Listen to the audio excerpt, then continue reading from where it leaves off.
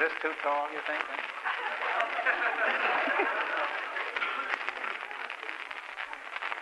That's kind of dull tonight. Would you polish it a little while you're over there? A couple of house dicks just went down. Did you meet George Fenneman, the announcer on the show? He has his own show in the afternoons, Colgate's. Show him your teeth, George.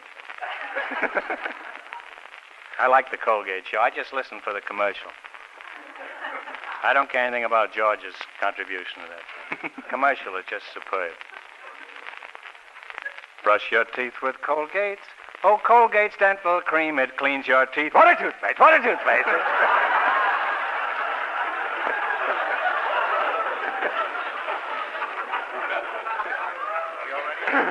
Now show him when you don't like your teeth, George. He has many different faces, you know. Yeah, man. Each one is worse than the succeeding one. Right. Are you going to start? Yes. Oh, I don't mind. Don't forget the Groucho. Why don't you tell him when the show will be on the air? Yes. Since you've been talking to him for 10 minutes, you haven't told him anything yet. He's so crazy about that new suit, he can't remember anything.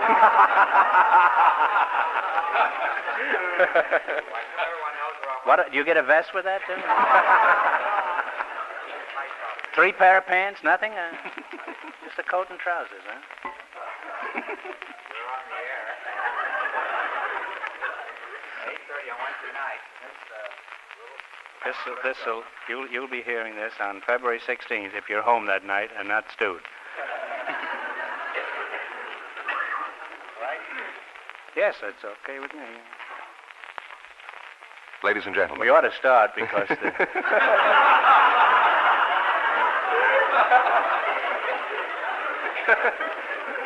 No, the sponsor is here tonight, and he hasn't had his dinner yet, and I don't want to infuriate him by postponing this thing too much. Go ahead, John. He's got a toothbrush in each pocket.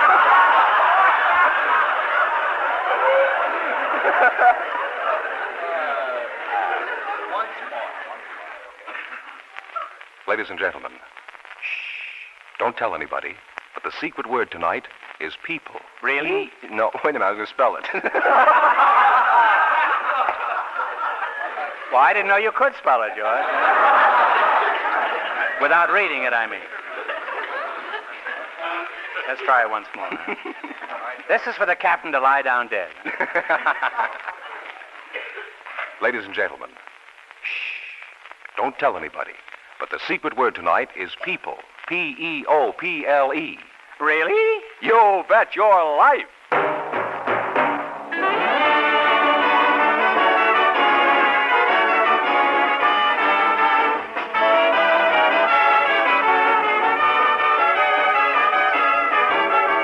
Elgin American, creators of America's most beautiful compact, smartest cigarette cases, finest dresser sets, present Groucho Marx in the Elgin American show, You Bet Your Life. The comedy quiz series produced and transcribed from Hollywood.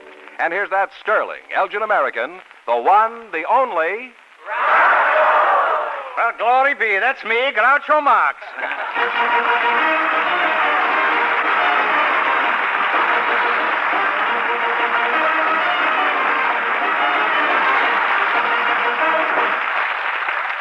Don't let's overdo it, huh?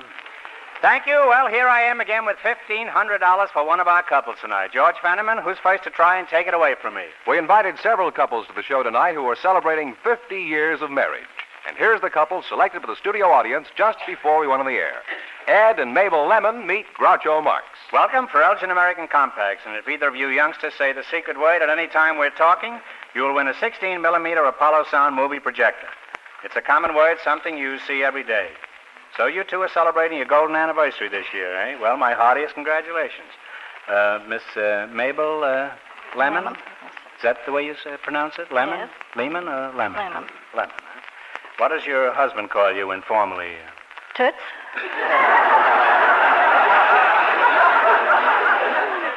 And Ed, what does she call you when she wants to butter you up a little? Pinky. Does that have any legitimate derivation of any kind? Or just Just something she picked out of midair? Huh? Yes. Just Pinky, huh? Yeah. Could have been Punky just as well. Ed, when is your 50th anniversary? The 10th day of February, at 1 o'clock. Is that Eastern time, or... Mabel, is that right? No, he made a mistake of... He did? It was 12 o'clock. 12 o'clock. It's before daylight saving. Ed, how can you be so forgetful? It only happened 50 years ago. Aren't you ashamed of yourself, Pinky? Pinky, aren't you ashamed of yourself? Apparently he isn't, huh? Mabel, to look at you, I'd never guess you'd been married half a century. There's not a mark on you. Huh? Does he remember your anniversary every year? No, I don't think he does. Exactly. You're not sure, huh? No. Well, when he forgets your anniversary, how do you remind him? Well, I usually send him a little present about 3 days beforehand. Like what? Oh, just most anything. I don't... Anything laying around the house? Yes, just anything laying around the house. Just a reminder. An old turn-up or something? Just a reminder. How old were you when you got married, Mabel? 17. 17. And how old when you took this lovely girl to be your bride? About 25 or 6. What kind of a job did you have when you were married? I was farming in the auctioneer business. You were farming in the auctioneer business? Yes, sir.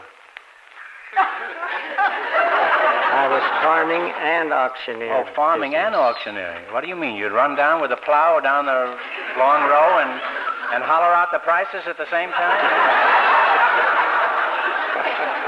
That must have been pretty confusing, wasn't it? Did you ever play an old piano by mistake? Never did. Well, how did you happen to have twin occupations simultaneously? Well, I was farming. I thought that and was I a thought that, 24-hour job, farming. I took days off. When I could get a job selling a sale, I'd I take see. a You day dropped the off. hoe and Yes, I dropped everything. onto the auctioneer's bench. Yes, sir. What did you grow on this mythical farm of yours? Corn, Corn? oats. That was before radio, I suppose. Yes. Corn and eggs? Grew eggs? Oh, yes, we grew eggs. They grow very high, those eggs? No, sir. 10 cents a dozen along about that 10 time. cents a dozen, huh? Don't remind me of it. How much did you earn a week 50 years ago, Ed? Oh, about $20, I expect. No, you couldn't get along on that kind of money now. How much you making now? Nothing. Nothing. Belong to one of the pyramid clubs? I retired. You're a regular Horatio Alger story, this is. Started with $20 a week, and now he's earning nothing.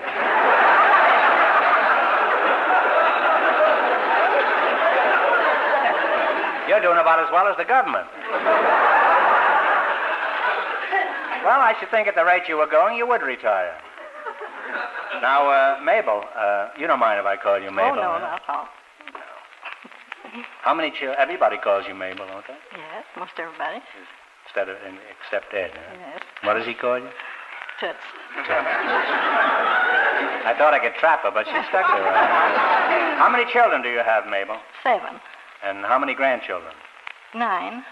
And great-grandchildren? No, not yet. Not yet, huh?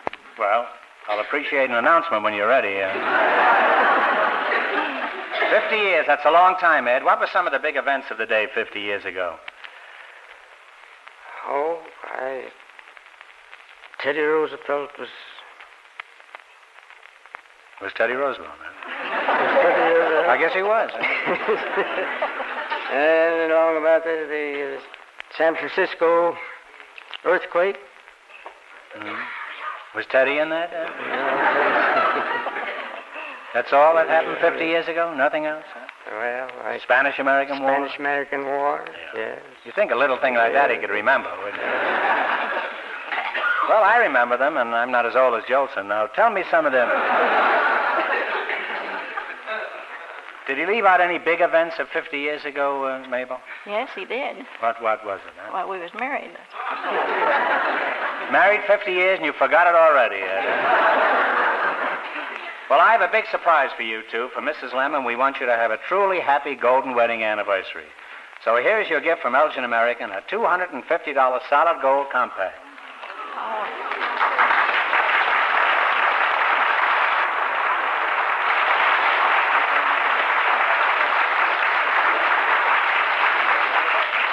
What do you think of it, Mabel? Just wonderful. Isn't I it? never had one like And to make the celebration complete, Ed, you have my permission to kiss your wife.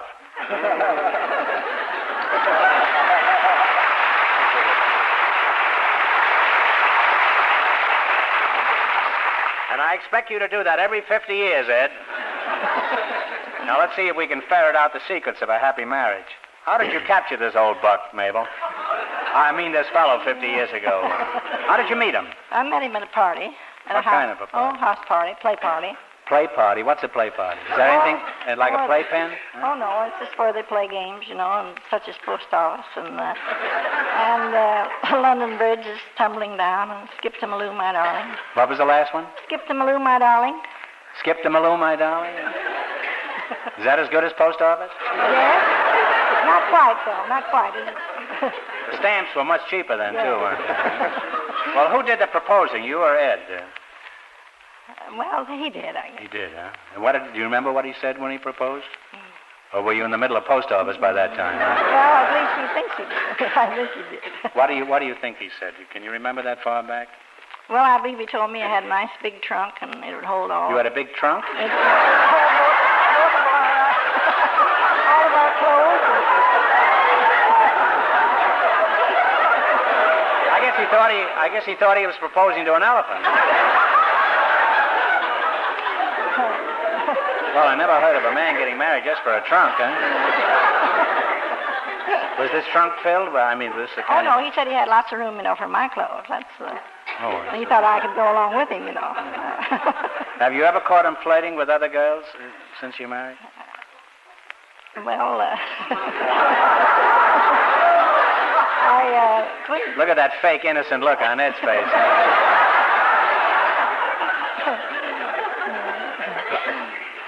Suppose you caught him chasing a pretty young blonde.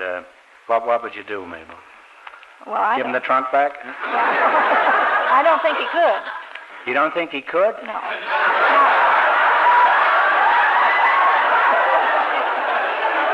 Not at his age. Mabel, you have no idea how innocent you are.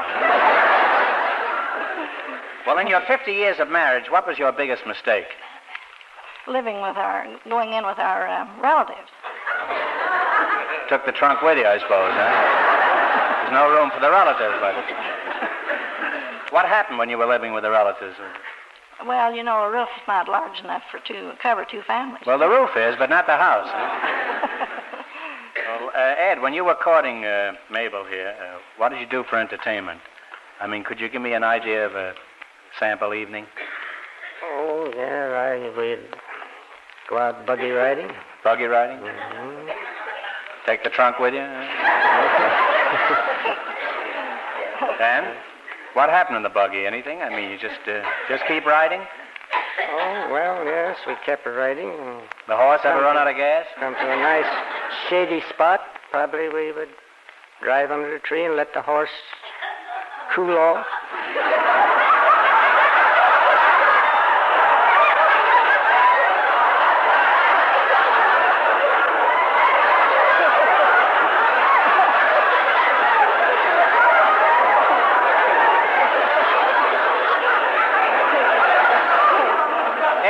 Are you sure it was the horse that needed cooling off?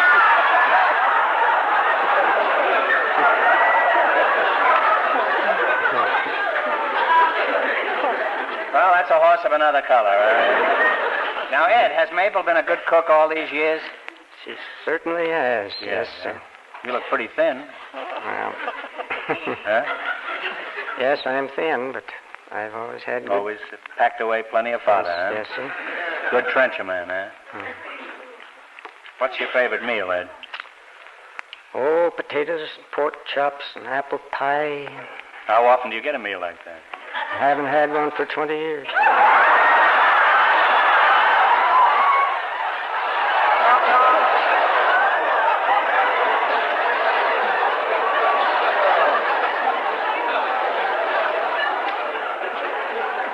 And there are people around that say Coolidge isn't with us anymore.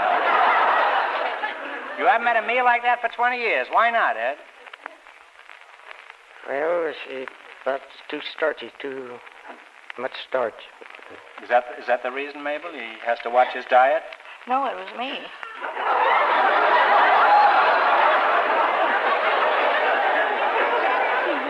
Ed, it took you 50 years to discover why you couldn't have your favorite meal. All this time you could have been eating pork chops and fried potatoes and apple pie, yeah? You didn't have to miss it, did you? Oh, no, I managed to get it every day down at the restaurant or some place where You see, Mabel, you didn't fool him after all. You didn't fool him at all, Mabel. I knew it all the time. You knew that he was eating this on the outside, huh? Black market meals you were having, huh? Well, I guess after 50 years of marriage, there are no secrets. Now, Ed, as a married man for 50 years, what's the most important advice you can give youngsters just starting out? Well, I think that, Get their own trunk? Marry... If you marry a girl, I think you'd ought to be sure that you loved her before you married her. And be sure afterwards, and too. be sure after. And always eat your meals in restaurants.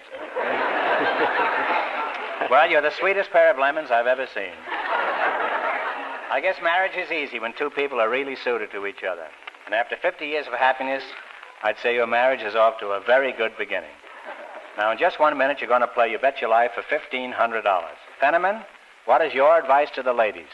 And make it good, because the sponsor is sitting upstairs tonight. Huh? I was about to. And don't spell out the words. Because the sponsor went to college. In Hungary.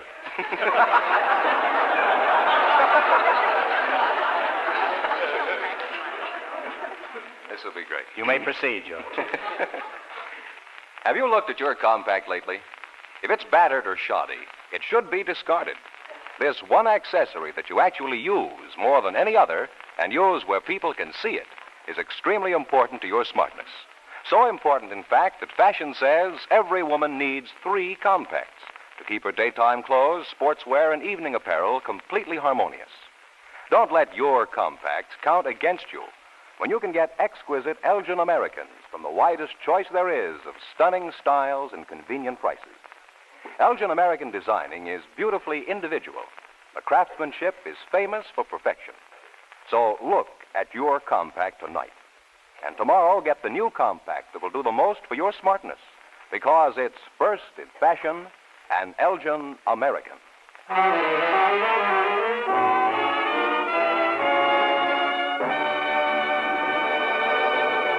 Here we go. Let's see how high I can build you $20.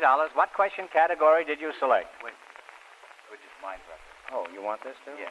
Well, then why don't you leave it over here? In the future, always leave it on this side, especially when the sponsor is sitting upstairs. That new suit is driving you crazy. Now, let's see if you two will get a chance at the $1,500 question. You're going to play the Elgin American game, You Bet Your Life. Fenneman, tell them the rules. Each of our 3 couples has $20. They bet as much of that 20 as they want on each of 4 questions. The couple that earns the most money gets a chance at the $1,500 question at the end of the show. Our other 2 couples are in a waiting room off stage, so they won't know what goes on until it's their turn. Here we go. Let's see how high I can build you $20. What question category did you select? Hotel. Hotels? Famous hotels. Now, your 4 questions pay even money. Here's your first question. How much of the 20 are you going to bet? 10. 10. All right. In what city do you find the Mark Hopkins Hotel? Take a guess. You too, Mabel. I don't know. It's in New York. No, I'm sorry. It's San Francisco. They lost $10. They now have $10. You should have known that, Ed. It's only a few miles from here. Now, remember, you're going for $1,500 tonight. How much of the $10 will you bet on this one? 5. 5. All right. Now, in what city do you find the Roney Plaza Hotel?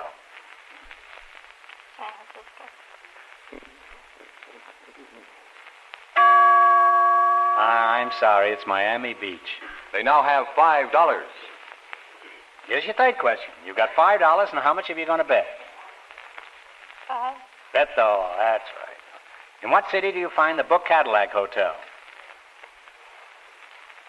Detroit. Detroit is correct. Well, they're on their way. They have $10. Well, you've climbed up all the way to $10. Now, here's your last chance to beat the other couples. How much are you going to bet of the 10? $5. $5. All right. In what city do you find the Bellevue Stratford Hotel? Take a guess. New York City. No, I'm sorry. It was Philadelphia. Well, I'd like to think that you have happy memories of your appearance here tonight, so I'm going to give you another chance. You answer this one correctly, I'll give you $10. And no coaching from the audience because it's very difficult. Are you ready? Think real hard now. I'm thinking of a number between 2 and 4. What is that number? 3. 3 is correct. Their final score is $5.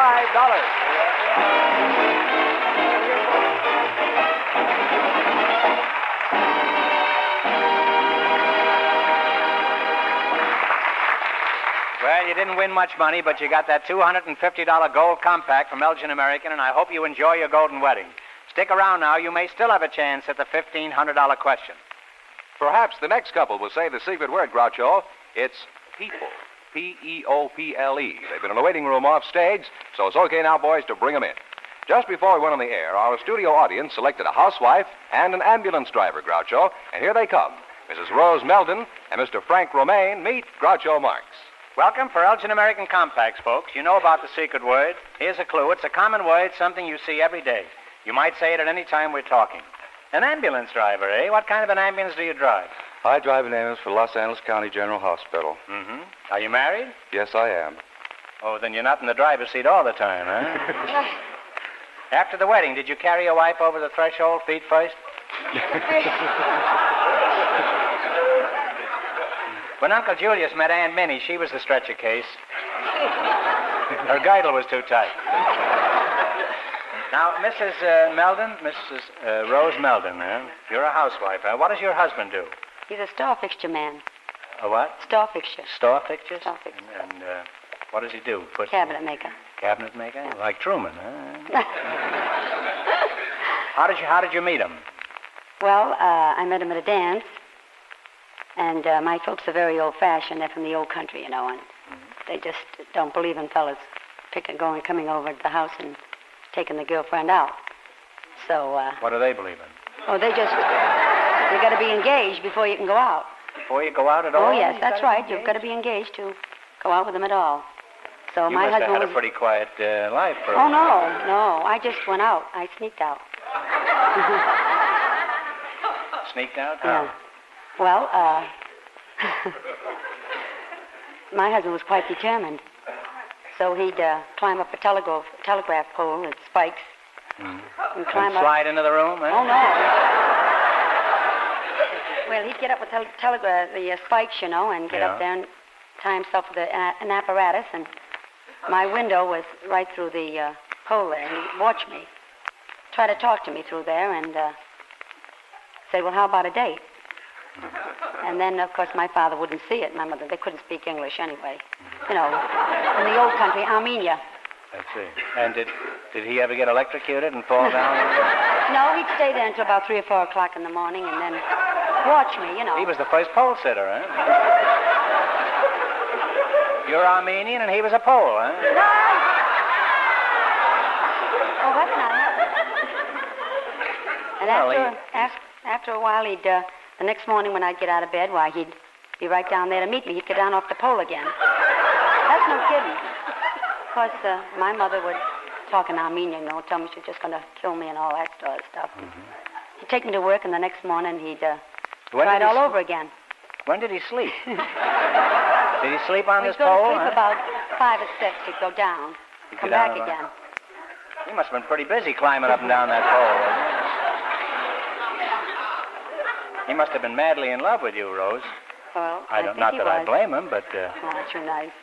Well, you're pretty nice, too, now. I could go through myself. Did you have any other boyfriends who had other Oh, yeah. devices for getting at you? Oh, I had another boyfriend. He was, of course, I forgot one time that my husband came after me. He put a great big ladder up, and he tapped at the window, and I sneaked out. And Did he have his spikes on this oh, night? no. No, he come up with the ladder there, and I got in back of him, and we both landed down together at the bottom of the ladder. And then when I got home at night, I got up with the ladder again, and my father just sprang at me like a lion, just going to kill me. So, of course, then I had the other boyfriend, like you asked, and The other 10 one. years older than my husband. My mother didn't like him at all. She didn't like him at all. She didn't like the other No, one? because he liked to take a few drinks.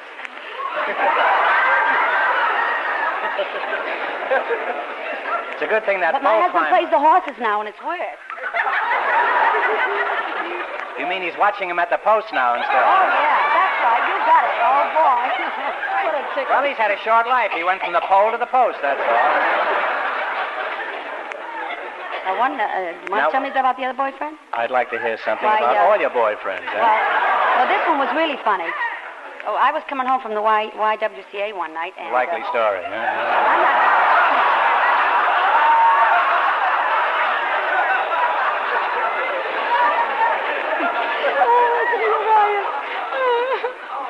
And? Then... You sure it wasn't the YMCA? And, well, they were Now, both... before you start the story, were you married or single now? Oh, no. The other fellow was very jealous. There's one that's 10 years older. Very jealous, and, my husband was only 17. So, That's pretty young to be going up the pole, isn't it? well, that's what I mean. He was crazy like that, Yeah. Now, the other one. And, well, the other one would follow as I was saying, I was coming from YWCA, and they were both YW. And they were both... Well, they're both following one another, you know what I mean? And my husband had this flying cloud, the big Rios, and the other one had the one that's 10 years older, that had a little bit of a Ford, those Model Ts. And they were following me along the curb, and, well, get in the car. So, my husband got awful mad. They did that for 15 blocks, one saying, come on, and the other one said, come on. And by this time, my husband got so mad, he said, I'll knock him off the road. So he ran right into him and knocked his car off the road, and cops came, and then I started to run because I didn't want my father and mother to hear about it. You know how old-fashioned they are. I knew I'd be in the papers then. You can't blame me. Oh, here we go. Oh, I was gone. And I got my break up there. I must say that your folks led a very sheltered life. So when I got home, I'm not finished. When I got home... You're not finished? No, my husband ran up to me.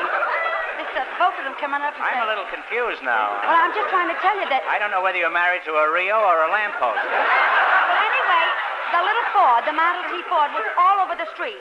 The tire was flat, and he was out in the street, and they were fighting like anything. The cops were all around. And Sam was flat by this time, too. So when I got home, there was... both of them there. One was in the alley, and they started right up again. And then, of course, I was very mad with both of them, and my husband felt very bad, so another night he decided it was my birthday. I'm going right into it. You just take out your knitting. Well, you finally got married. Is that the... No, he bought the gift, and you're awful mad. He wanted to give me a gift, so... Well, I'm pretty sick of the whole thing, but... Yeah.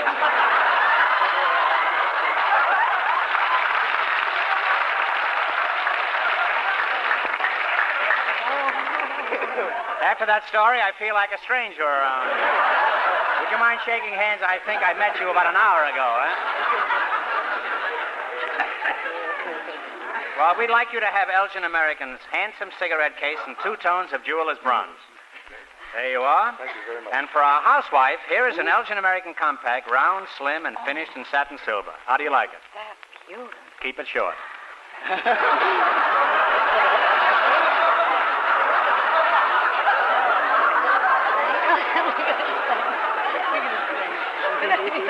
Now, Dr. Kildare, as an ambulance driver, just what are your duties?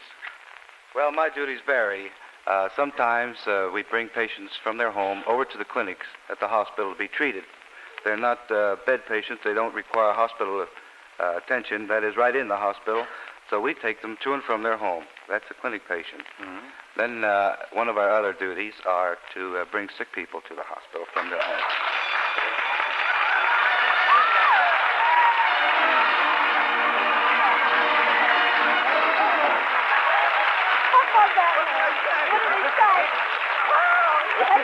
People.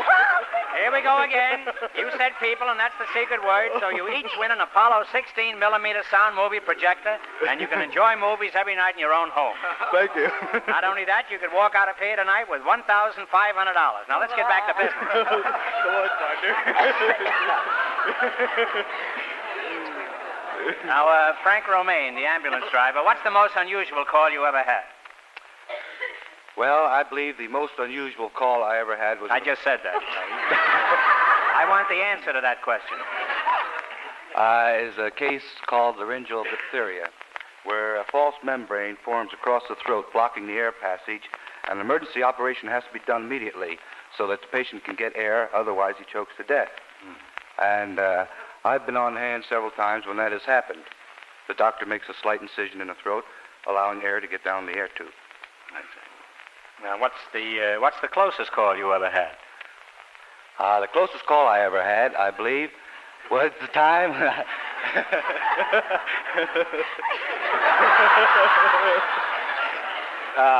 They pet me up here and everything. One night I got 2 lumps of sugar.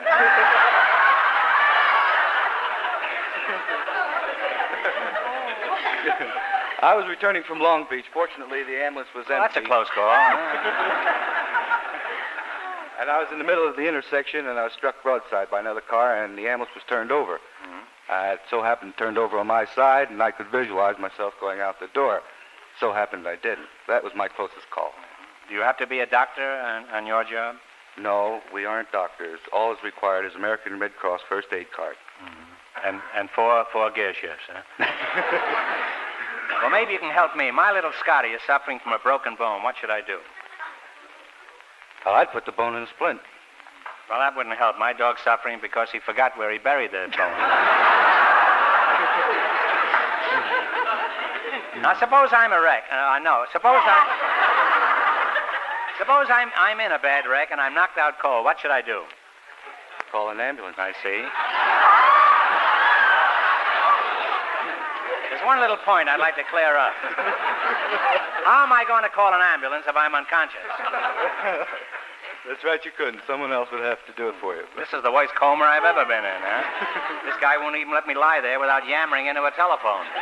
I'll probably never get to the hospital unless a bus comes along. Next time I'm unconscious, I assure you I won't call your ambulance. Now, Band-Aid, what's the most common type of accident? Well, accidents in the home are the most common types of accidents. We had a big powder explosion at my home the other night. My wife found the powder on my sleeve and exploded. Now, Mr. Romaine, how about auto accidents? Los Angeles is the worst place in the world for traffic mishaps, isn't it? Yes, it is. What is the record here? Do you know about? Approximately every 30 minutes, a person is hit with an auto. Well, how can he stand it, huh?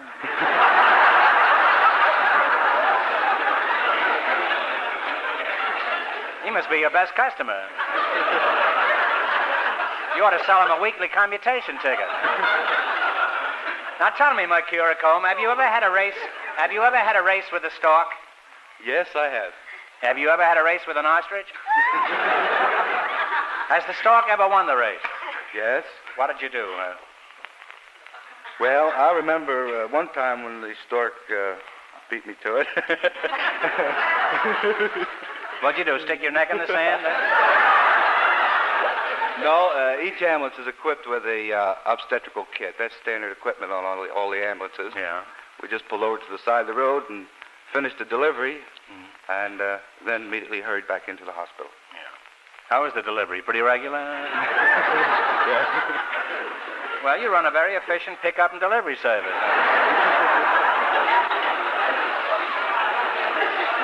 What was the most embarrassing incident of your career as an ambulance driver? Well, it isn't so embarrassing, but it happens so many times. We pull up to the house in front of a patient's home, prepare to get out and go into the house, and the lady across the street usually says, "Milkman, will you leave a quart of milk here next?" They think you're a dairy, huh? Yeah. You don't need the milk for 8 days, so yeah. Suppose you had to get in an ambulance, Mrs. Melton. How would you do it? Well, I'd call the operator. How do you know she has an ambulance? Well, let's see if it'll work. Go ahead. You're on the phone. Now, how would you ask for an ambulance? Well, I'd say, operator, I want an ambulance. Any particular away. color? What do you want it for? Why, I'm going to have a baby. I'm sorry, I'm all out of babies. Anything else you'd be interested in? No, I just want an ambulance. Why didn't you say so? I'll send one right out. Goodbye. Goodbye. Ambulance driver? Saying you get service on this phone. Now, ambulance driver, if she called like that, would she get the ambulance? No, she wouldn't. Why not? She made the same mistake so many other people make. She forgot to give her address before she hung up. Well, it doesn't matter. Doesn't matter. By this time, the baby's big enough to walk over to the hospital. Now, Mr. Romaine, I don't want to put you out of business, but I think all of us ought to do everything we can to make less work for ambulance drivers. And we can do it by driving carefully and by crossing only at intersections. Now, you're going to play You Bet Your Life for $1,500. If you run your $20 into more than the other couples, you get a chance at the $1,500 question. Fenneman, remind our listeners how much the first couple won. Here we go. Let's see how high I can build you $20. What question category did you select? Name the dance. Name the dance. Name the dance. All right, here's your first question. You have $20. How much are you going to bet? How much are you going to bet of the 20? We're going to bet $10. Okay. Now, what kind of a dance would you do to this music? Play, Stan.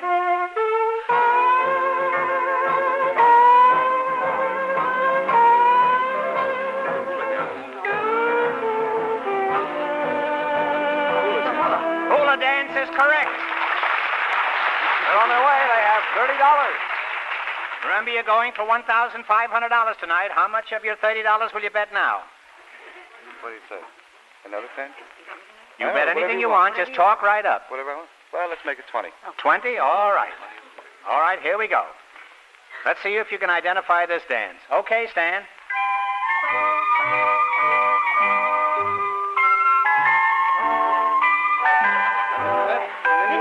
Minuet is right. They're really plenty, Groucho. They have Right out $50. loud, you know. That comes from that steak minuet. That's where they originally got that from. Now, here's your third question. How much of your $50 will you bet on this one? Let's make it 40. Talk right up loud. Talk right up. How much you going to bet? Shout it out to the world. 40. No.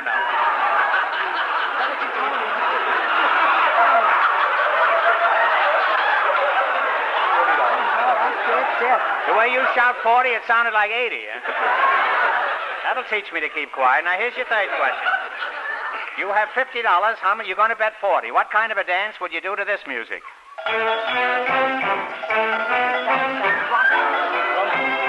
No. Wait a minute. You together? No, wait a minute. Wait. Conga? Conga. Get Conga. together, Is that right? What do you decide on? What have you decided on? Conga. That's stuff. Right? Conga. I think it's the conga. Do you? Say I it. think Yeah, it's a you rumba. say it. No, it's the conga. All right, she says conga. Well,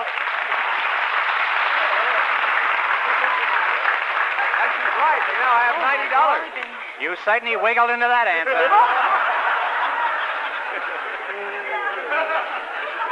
We may have to strap these contestants down.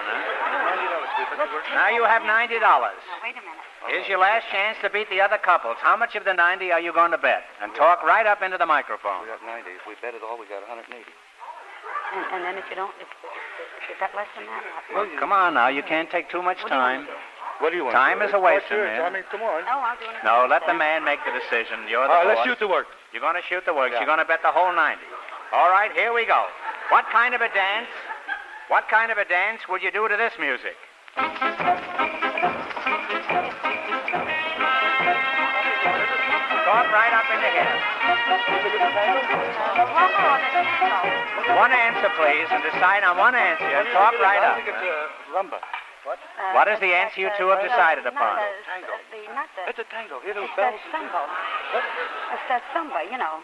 I can't say that. Is that right? It's What do you think it is? What are you going to say now? It's the sambi-like. Oh. And they wind up with $180.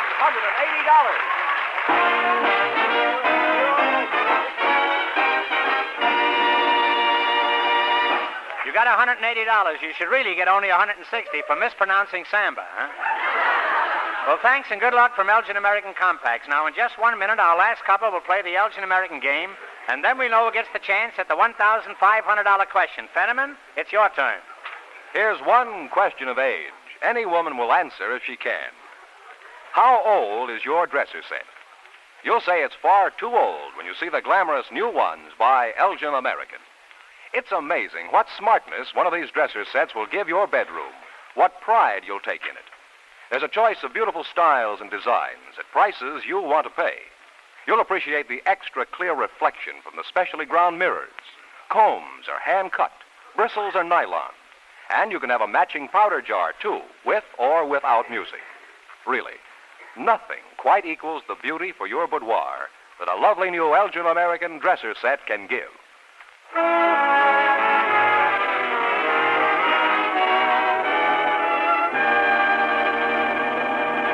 We'll soon know who's going to earn the most money tonight and get the chance at the $1,500 question. George, who's ahead so far? Well, the housewife and the ambulance driver are leading with $180. And here's our final couple, Groucho. They've been in a waiting room off stage, so they don't know the secret word is people.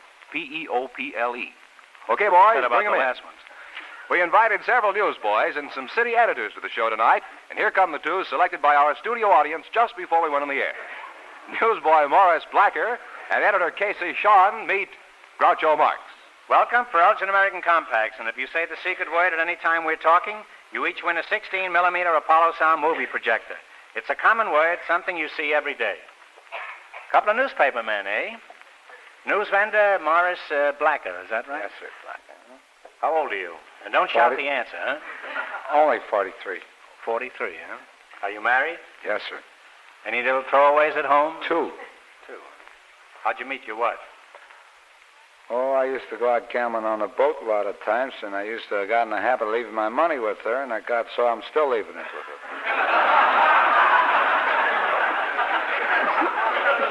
Oh, I'm afraid you didn't understand the question. I asked you how you met your wife. Oh, she was working not in a what you drugstore. did with your money, huh? Yeah, That comes later, huh? She worked in a drugstore. She was a clerk. A clerk in the drugstore? Yes, sir. And you? I was a newsboy yet. And I didn't work at night, how did you meet her? and I used to buy cigars and cigarettes from her. That's all you ever bought in the drugstore?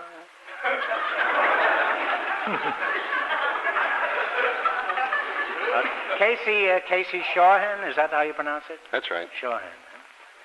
Are you married, Casey? Yes, sir. 23 years. I see. You don't believe in freedom of the press, huh?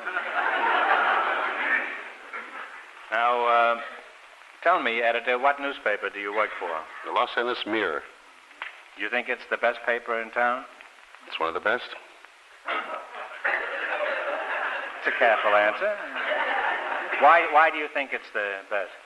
I think we're the most aggressive. We've got newer ideas. We've got newer presses. We're faster. We try to humanize the news. We try to be fair. But you have to sit sideways to read it, huh? Come on.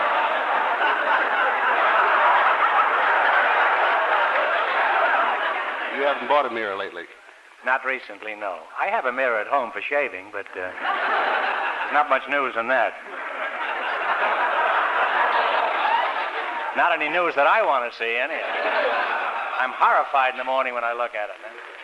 Now, newsboy, do you agree with Casey here about the merits of this paper? Huh? I sell all 5 of them. You do, huh? Have you two met each other officially? We did after we'd been here on the stage once. Uh-huh. Well, let's make some headlines. Editor has a nose for news, and nosy meet newsy, huh? I now pronounce you man and boy. That'll be 7 cents, please. Mirror's a nickel. Oh, a mirror's a nickel?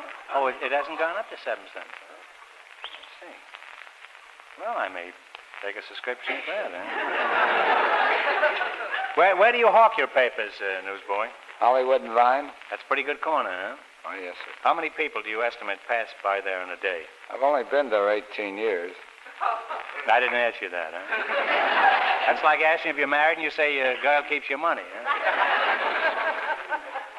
You don't know how many people pass there approximately? About 100,000, I guess. 100,000. And how many papers do you have to sell in a day to make a good living? Well, you make 2.5 cents a paper. And does that include the Mirror? Huh? Yeah, they pay the same amount of money.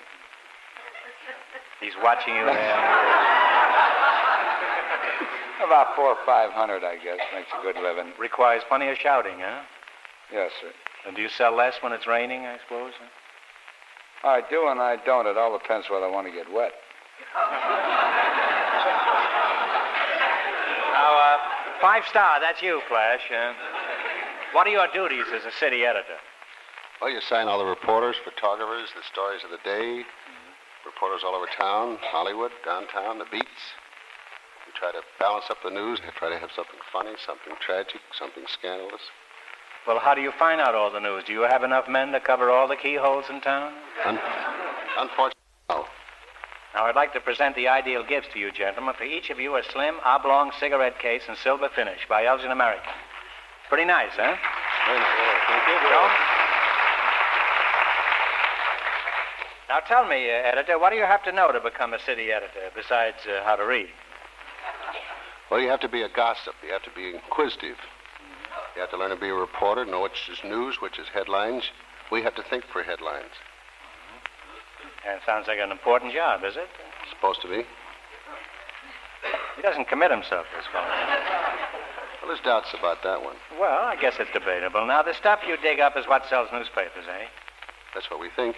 What do people read most in a newspaper? Well, probably the funnies or tops. Well, that proves how important the city editor is, huh? Little Abner's smarter than the publisher, huh?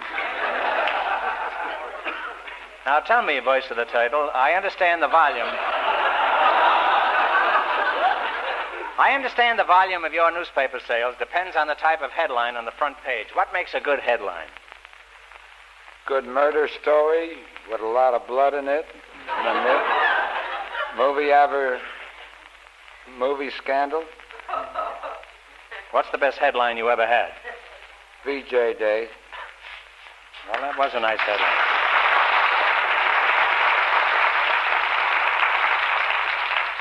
Do you ever rewrite the headlines yourself to make them more sensational? I do if they only put a couple of words on it. You embellish them, you know.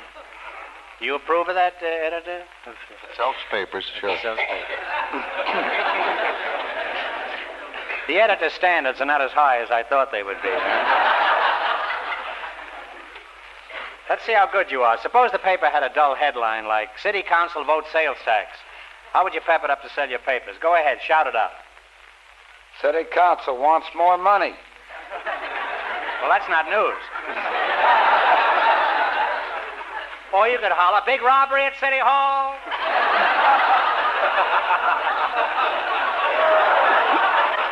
Even that's not news. Now, Drew Pearson, who makes the best news stories, men or women? Women. Why? You can use pictures. Mustn't they be young women for pictures? Better. Better. Old women are more newsworthy than young men? If they got money.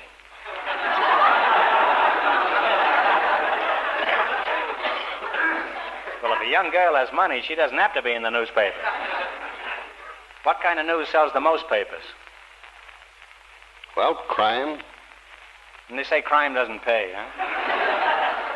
Now, Gravel Throat, do you agree with that? No, yes, crime does pay there. You think the best news is crime? Is crime. Huh? Well, we ought to have more of it then. Got to keep these papers going, you know. Even if it obliterates a few people here and there. Huh? Mr. Shawhan, what was the biggest mistake you ever made in the newspaper business? I mean, I think the bird flight when Admiral Byrd was flying to Paris. I think it was 1927. We wrote a headline. We got a flash from Paris. Byrd had landed in Paris. We come down the next morning and found out he'd landed in the sea. And it's not good if a bird lands in the sea. Huh? Unless it's a seagull. Huh? Well, we were 200 miles off. Well, that's not much for the mirror, is it? It wasn't the mirror.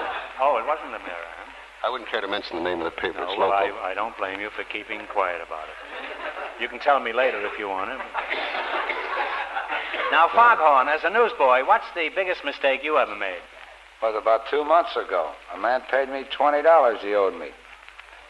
The biggest mistake you ever made? No, he gave me the $20, but I sold a man a paper for it, and I gave him the $20 in the paper and took 7 cents and said thank you. And threw it in the car. Well, what'd you do, kill yourself? And I started looking for it, and I seen all the rest of the cars on Hollywood and Vine.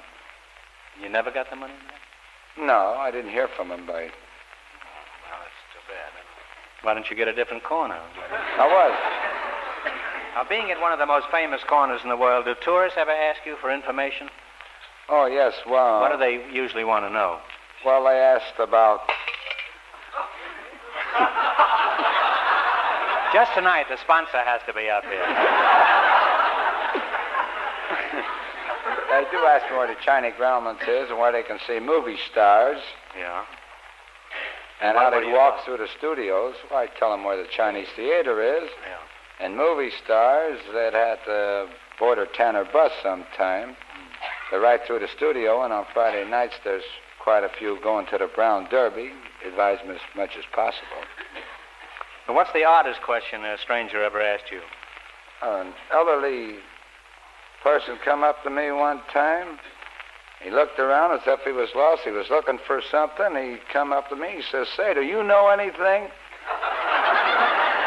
That was a stickler, wasn't it? What did you answer him? I didn't know what to answer him. I looked at him. Was he satisfied with that? Now, editor, do you think television will ever replace the newspaper? No, sir. I agree with you. Can't get a television set in the bottom of a bird cage.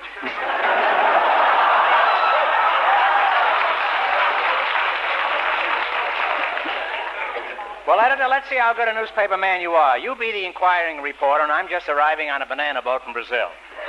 Now, you go ahead and fire some questions. Did you have a good trip? I don't know. I'm still full of bananas. How's the coffee situation down in Brazil? I don't know. I'm still full of bananas. How long do you expect to be up in this country? Until the women shorten their skirts. How many bananas you bring up?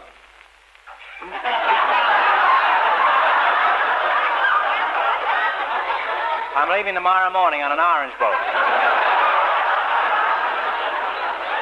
What's it? Well, after talking to you two, I'm convinced no news is bad news, huh? Now, let's see how you can work together as a team for $1,500. You're the last couple to play You Bet Your Life. Beat the other two couples, and you get the $1,500 question. I can't tell you how much they won, but George is off stage to remind our listeners. Here we go. Let's see how high I can build you $20. What question category did you select? Questions about dice. Slang expressions Yes, used sir. in dice games. That's Yes, something a newspaper man ought to be pretty familiar with, huh?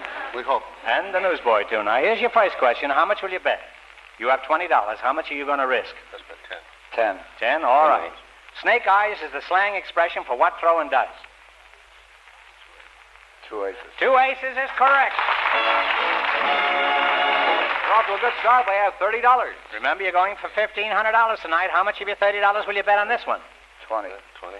All right. Little Joe from Kokomo is what throw?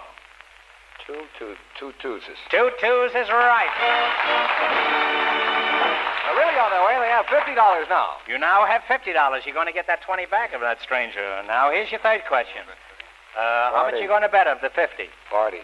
40? All right with you, editor? It's okay. Okay. Captain Hicks is what throw? Captain Hicks is what throw?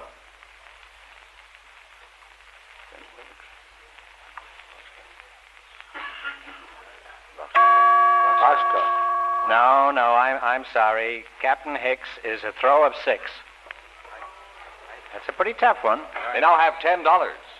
You now have $10. Now, here's your last chance to beat the other couples. How much of the 10 are you going to bet on this one? Bet the 10.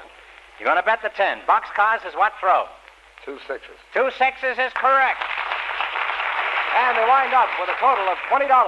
And that means the housewife and the ambulance driver get a chance at the big question.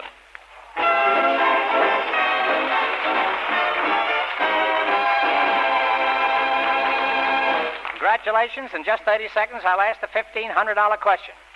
Remember, the name Elgin American stands for the finest compacts, the loveliest dresser sets to be found. And you'll find them at leading jewelry stores, department stores, and specialty shops.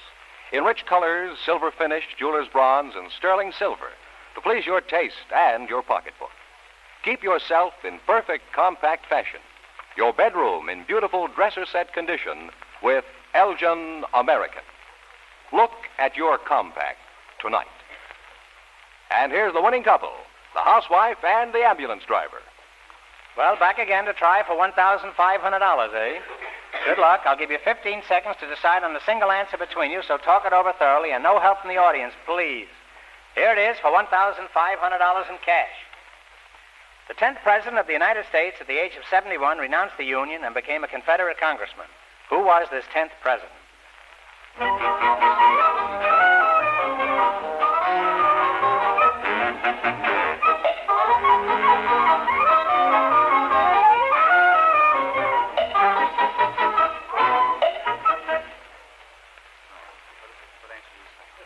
What is the answer you two have decided upon?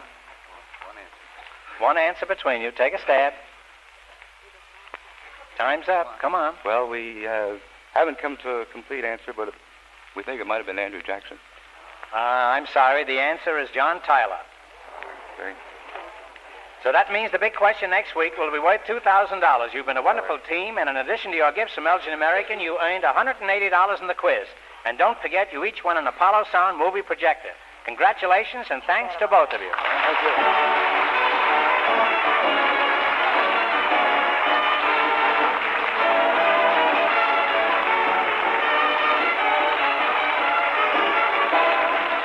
The Elgin American Show, You Bet Your Life, is a John Goodell production. Transcribed from Hollywood, directed by Bob Dwan. Editor Bernie Smith. Music by Stanley Myers. Remember, next week's big question pays $2,000. Be sure to tune in again next Wednesday night at this time for You Bet Your Life, starring Groucho Marx, presented by the creators of America's most beautiful compacts, smartest cigarette cases, and finest dresser sets, Elgin American. Good night, folks. Have you looked at your compact lately?